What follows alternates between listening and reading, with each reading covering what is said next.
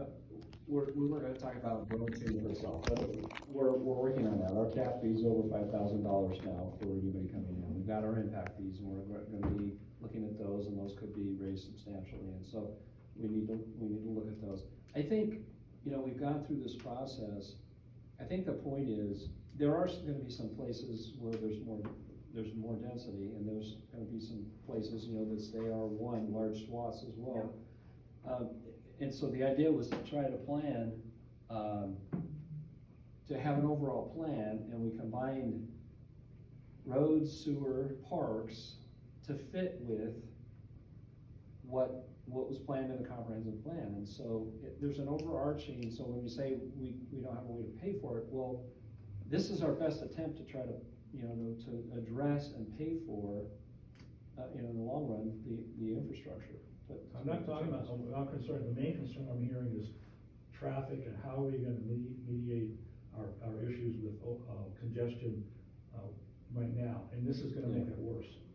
So there are some portions of the city, and Melissa, I know has slides on it, so I don't wanna slow her down, but there are some portions of the city where these two uses are present. They're not everywhere. A good portion is still, single family in R1. Yeah, and I know she's got sure. slides on that, but I just wanted to mention that too.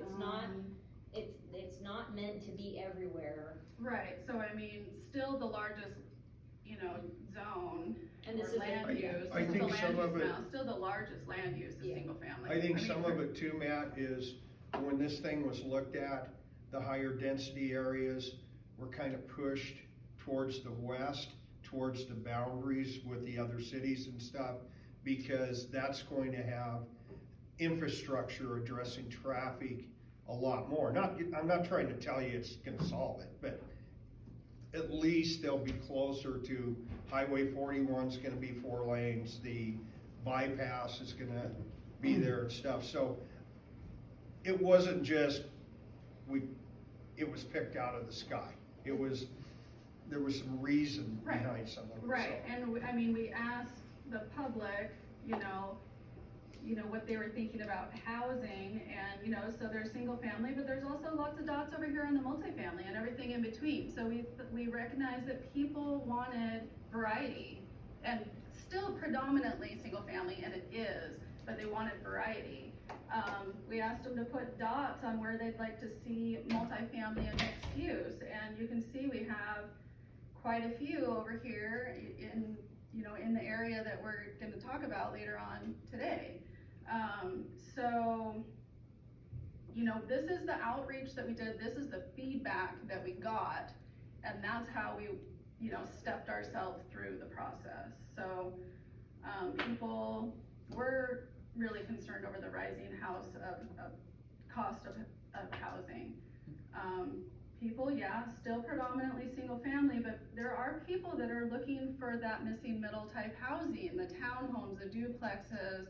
Get me into something so I don't have to live forever in the apartment. You know, I can't afford anything else, give me a stepping stone. So we heard that, I heard that a ton at the community festival. And so we came out of that with, okay, so then we walked through the zone changes with you guys in planning and zoning.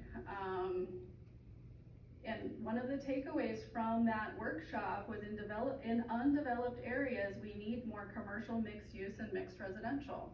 So we edited the future land use map to future land use map iteration 2, which more or less ended up being the final map. I think there were some tiny little tweaks after that, but for the most part.